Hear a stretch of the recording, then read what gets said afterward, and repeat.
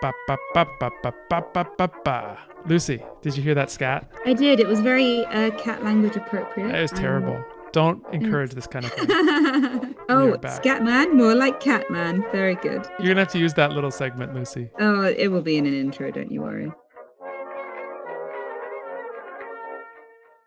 All right, so shall we go back? Shall we welcome YouTube back into our web of madness?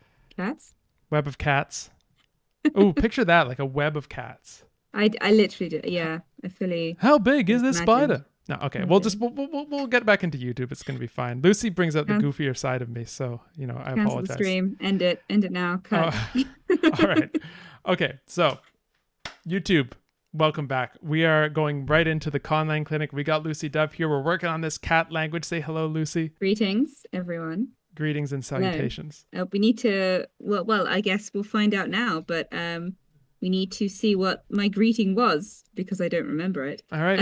Well, hey, that's a good place to start. We were wanting to hear what this language actually sounds like. So let's go back over to the side webcam. So we have a word. So now, Lucy, do you remember your romanization system? Just about. It was Hiani. Hiani. I think I just about got that. I think you got it great. Oh, thank you. And how about thank you? How do you say that?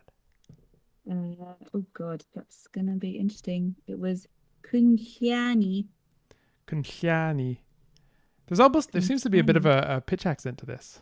I think it just. Am I imagining? Yeah, was this before you told me about the existence of pitch accents? It could be. Yeah, it may have been. It may have been around that time. So we have this romanization where we have LH, which is corresponding to the lateral fricative, and LHY to the palatalized lateral fricative.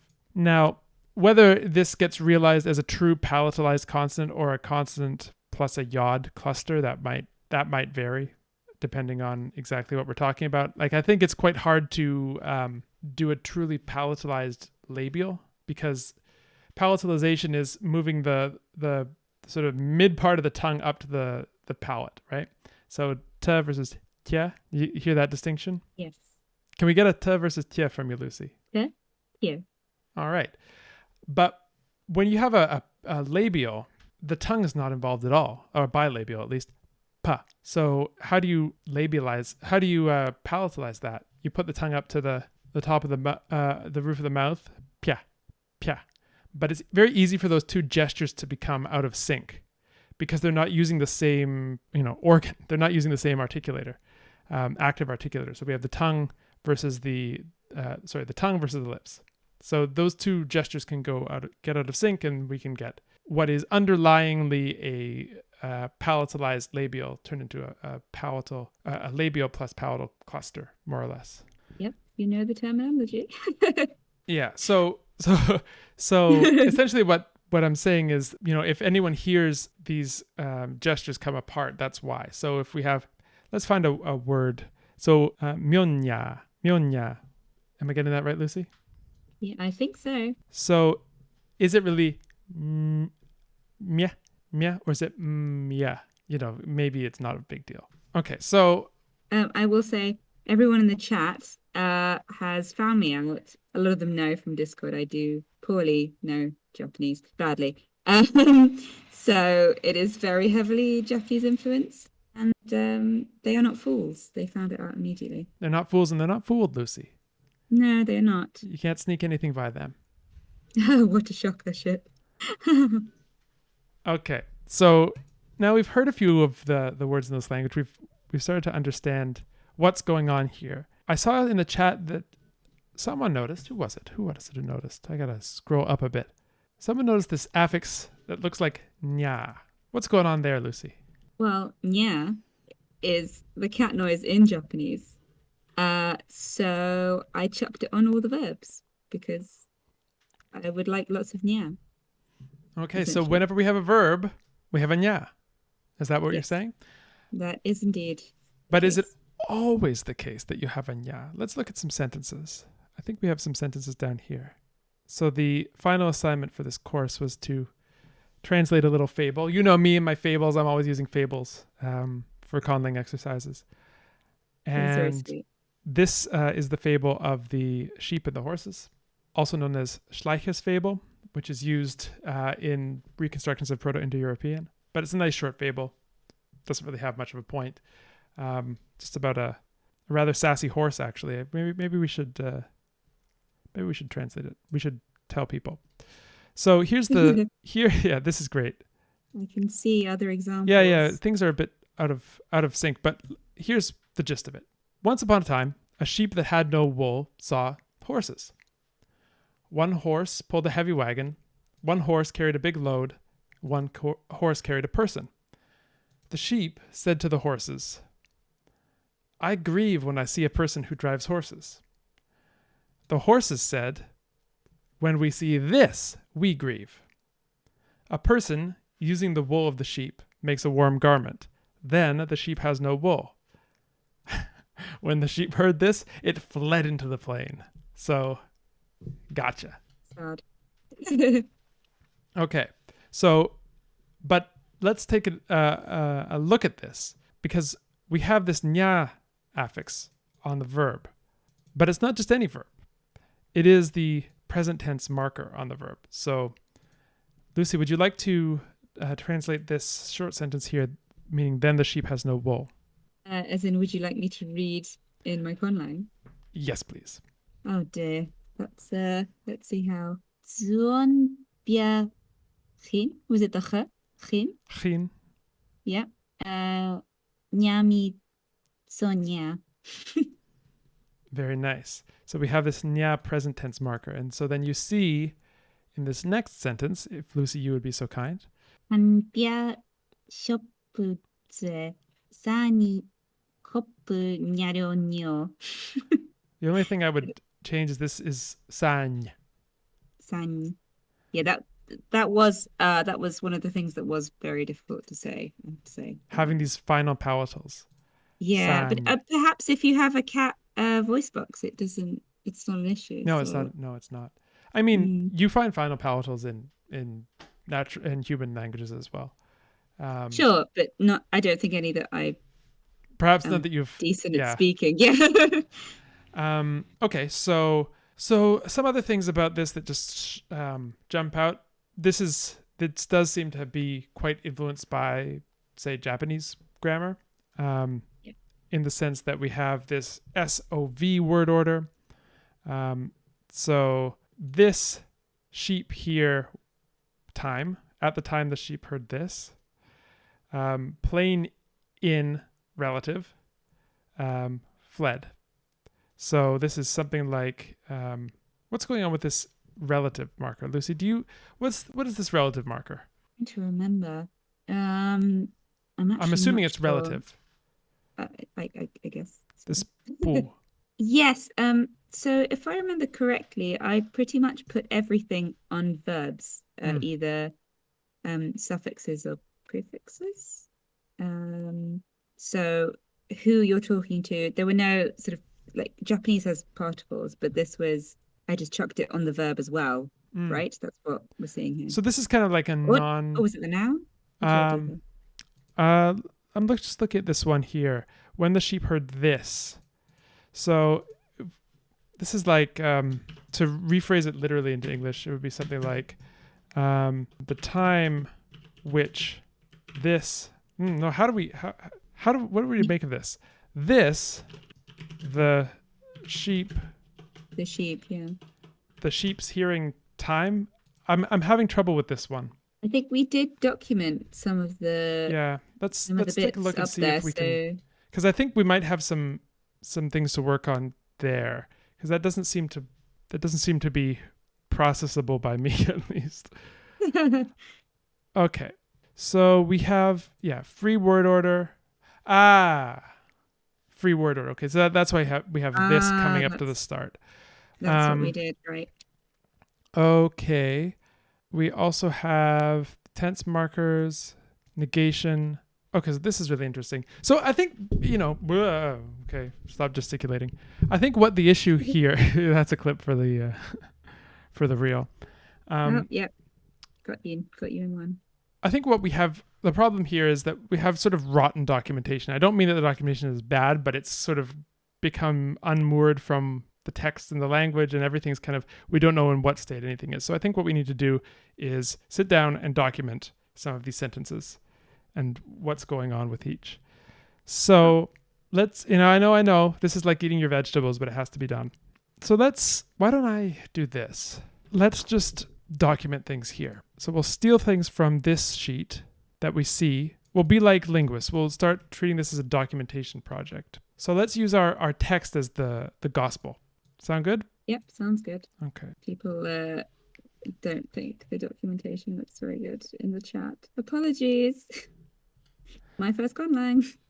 I don't think it gets better after your first Conlang, to be honest. Oh, does it not? You've all seen my documentation for the various languages that we do on stream. It's a work in progress. Well, there's color coding. Exactly. Okay. So color coding, and I have to thank Sotten for that. That was an ingenious. Oh, Sutton's rainbow. It was so nice. Okay.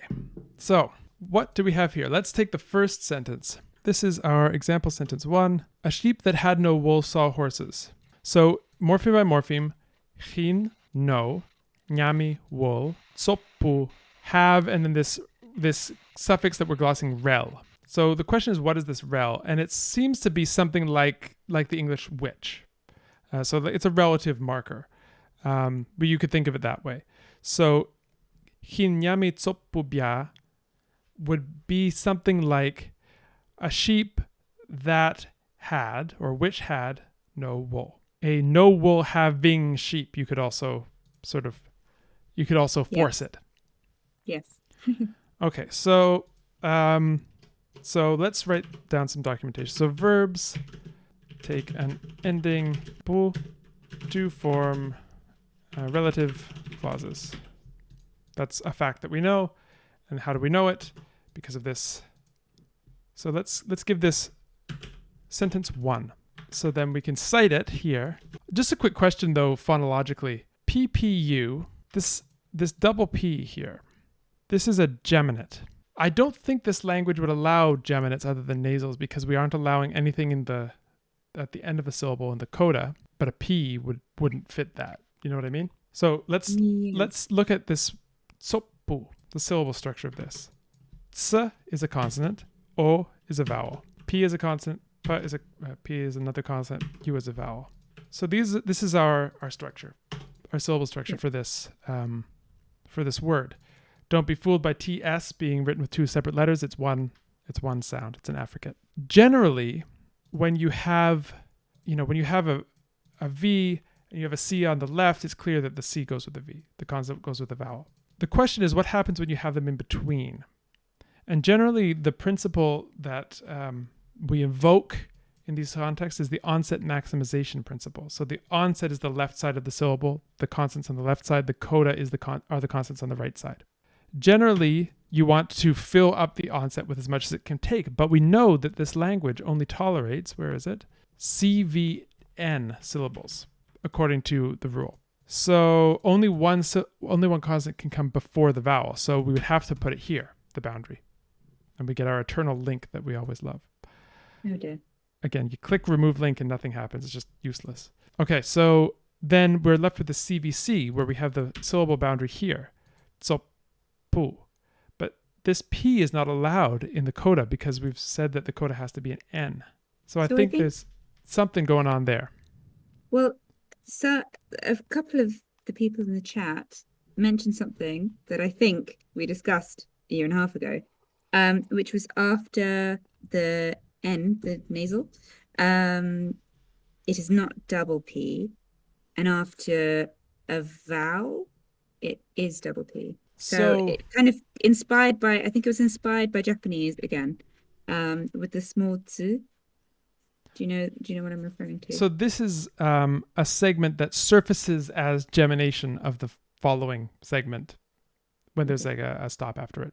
Is that what is going on there?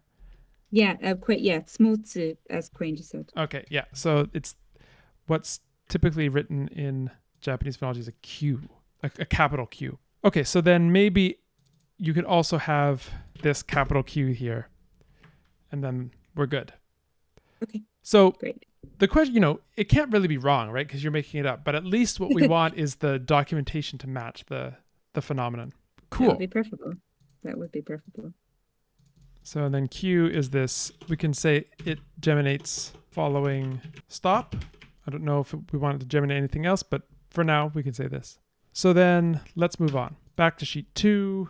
One horse pulled a heavy wagon. It looks like what's going on here is that the relative marker is getting put onto heavy, hian, as well. Now this is a difference from English because English would consider have and heavy to be different types of words.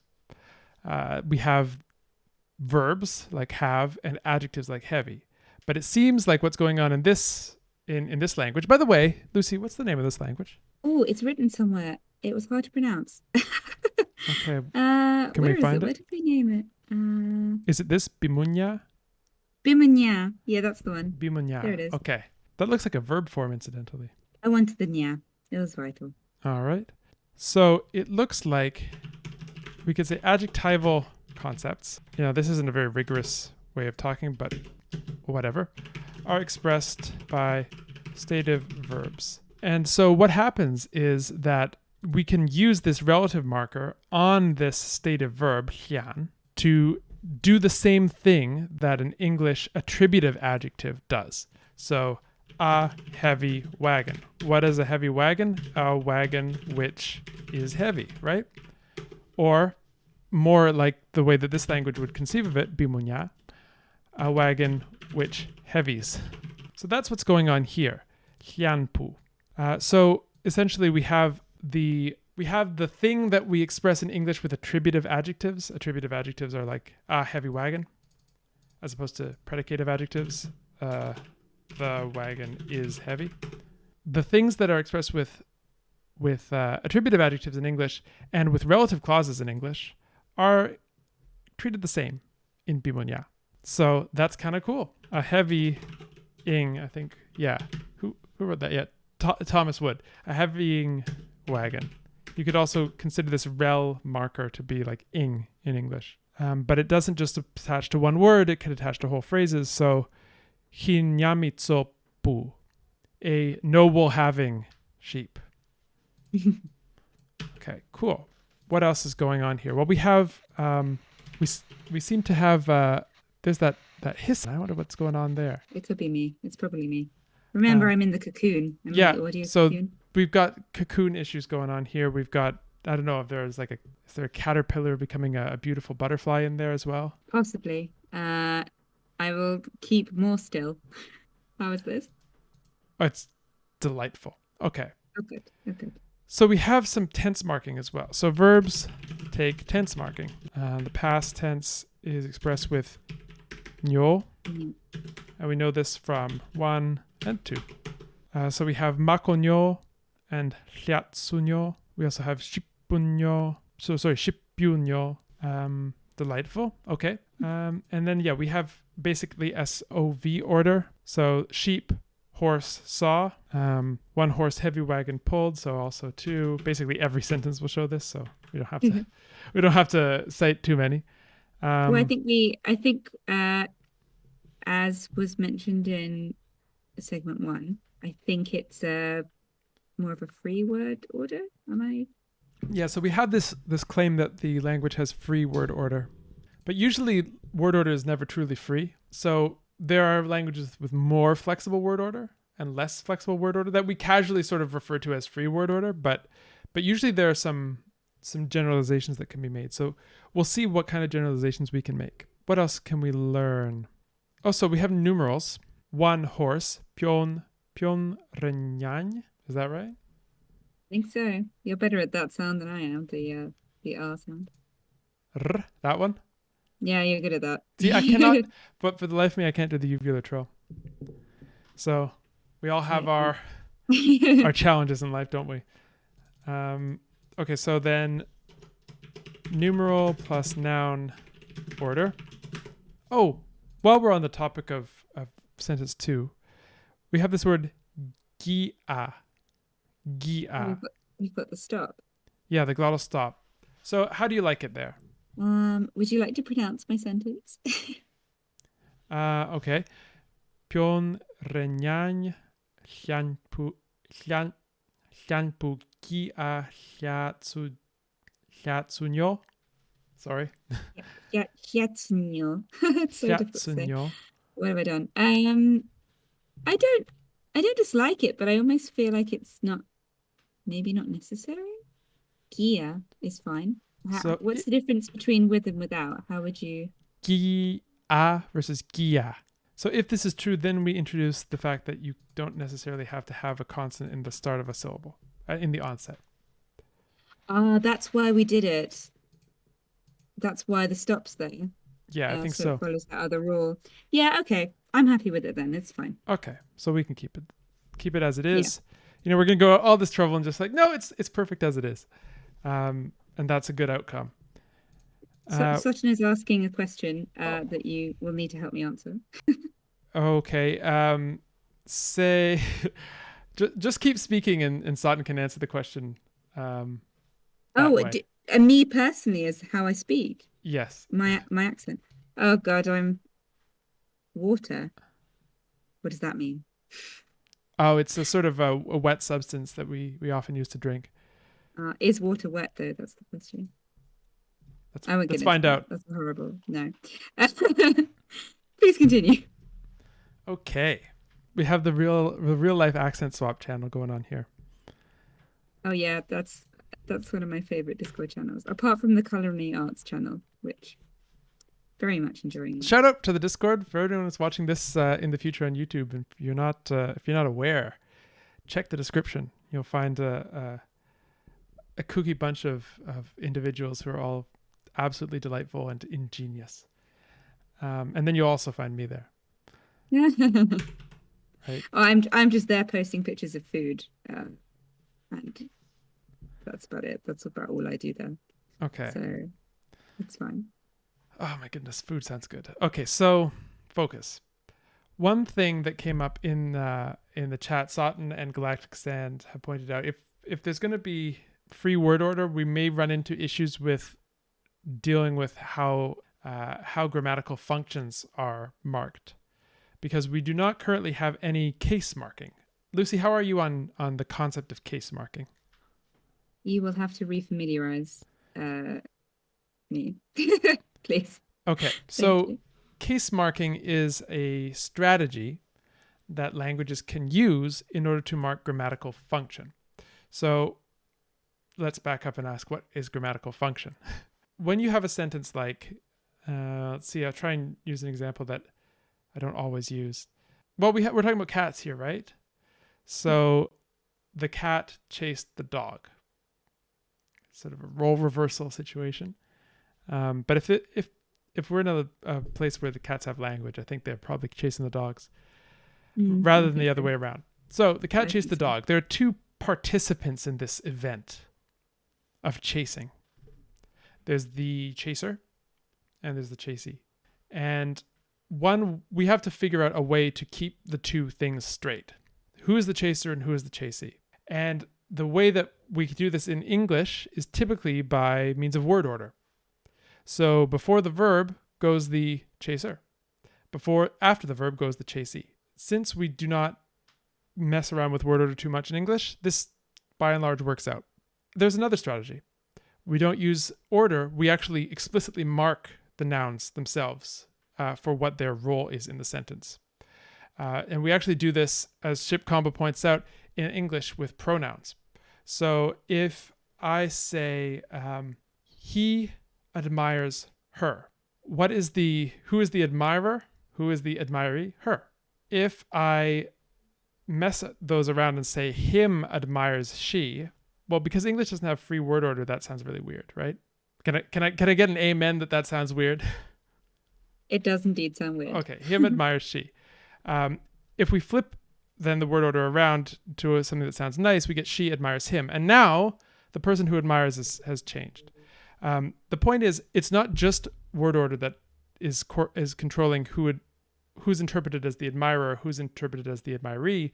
It is also the form of the pronoun itself. So if we change he to him, suddenly we can't understand the sentence anymore. Him admires her. I mean, I guess you could probably figure it out, but that's not really what you would It's call. awkward, yeah. There's a star in front of that one in the in the parlance of our times. Okay, so that change in the form of the noun is called case. Gotcha. So in Right. Japanese, as Sutton points out, there are case marking particles.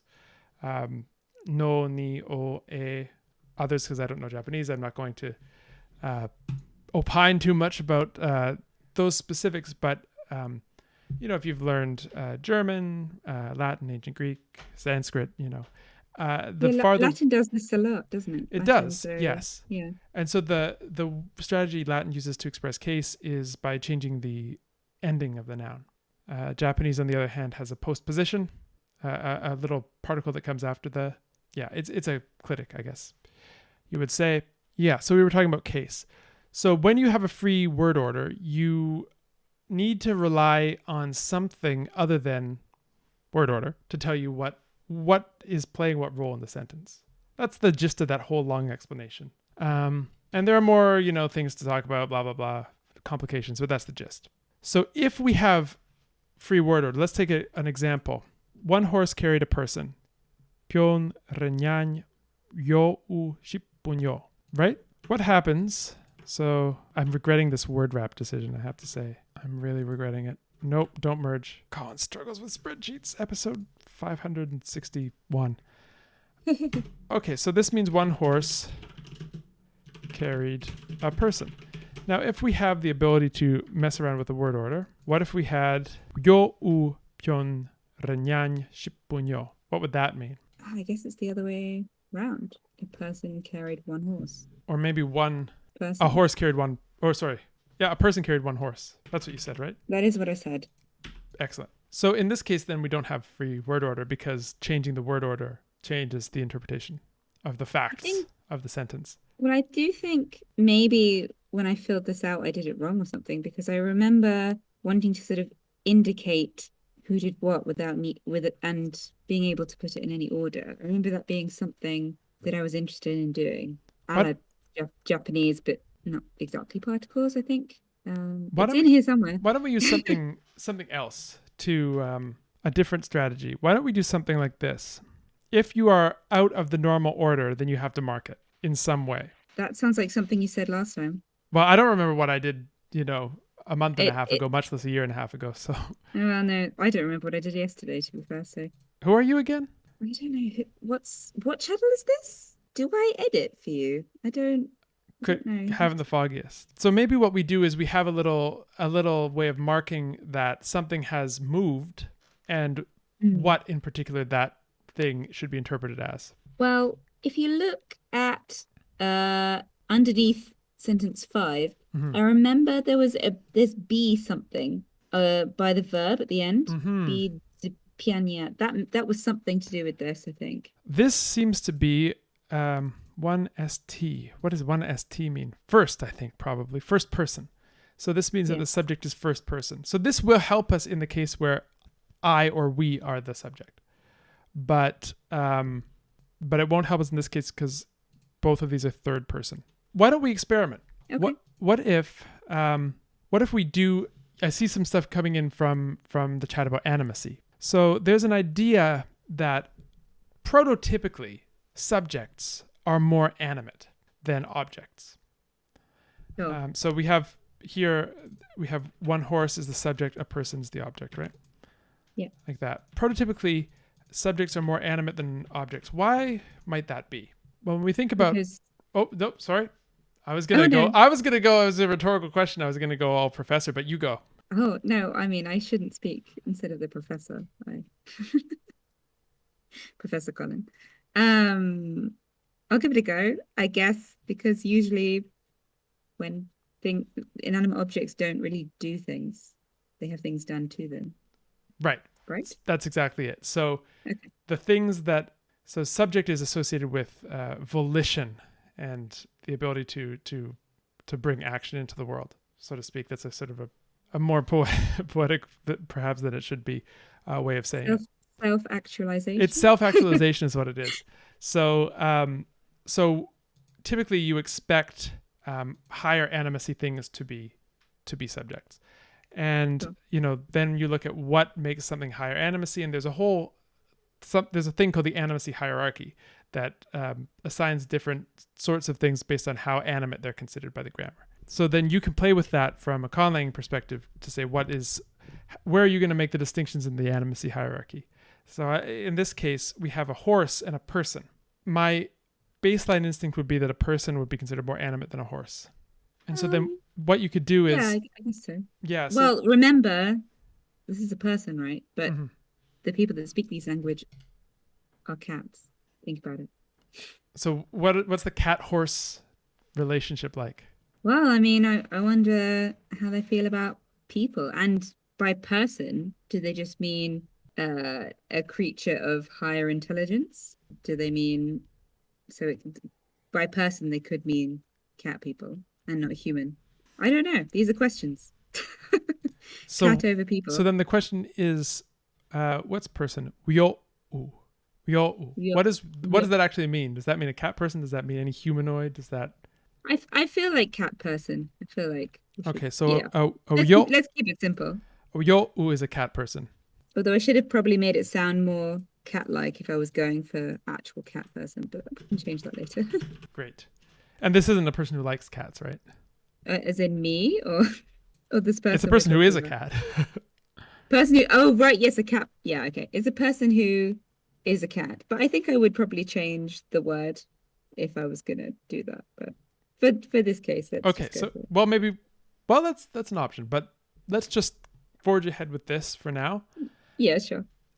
So what you could do to preserve the ability to have the free word order is you could mark when the typical expectation is being subverted, let's say, right? So if you have this sentence, pion renyany yo punyo, and you have free word order, the default expectation would be that a person's carrying a horse. Yes. So if you want this to mean horse is carrying a person, then you could put something, say, here to say, by the way, interpret the lower animacy thing as the subject. And I think that's what the B is about, if I remember. Yes? Well, it's marked in the grammar as first person. I see. What does that mean? First person is, so the persons are first, including the speaker. So it's a way of referring to a group that includes the speaker. So I is a group that includes the speaker and no one else. We is a group that includes the speaker and some other people. So that's the first person. You includes the addressee, and it's a group that includes the addressee. Third person is a group that includes neither the speaker nor the addressee. That's that's similar. They have that in Japanese with the kureru, ageru, morau. Someone correct me if I'm wrong. I will totally have to take your word for that because I do not know Japanese. the chat can critique me. Satan's saying inverse marker. I'm like trying to avoid putting in too much terminology in one episode. But yeah, we'll get there soon. He seems excited. Yeah. Okay, so I think B is a first person. That's my understanding here. You see, B makopu, we see, relative. Bidzupyanya, we grieve. First person, grieve, present. So I think that's what is going on with B. So why don't we put in a break here, because I think YouTube could use a break, and then we'll come back for the thrilling conclusion of our clinic. So YouTube, thank you again for joining us. We have been joined by Lucy Dove. Lucy, say goodbye to YouTube. Bye YouTube. Bye YouTube. See you next time.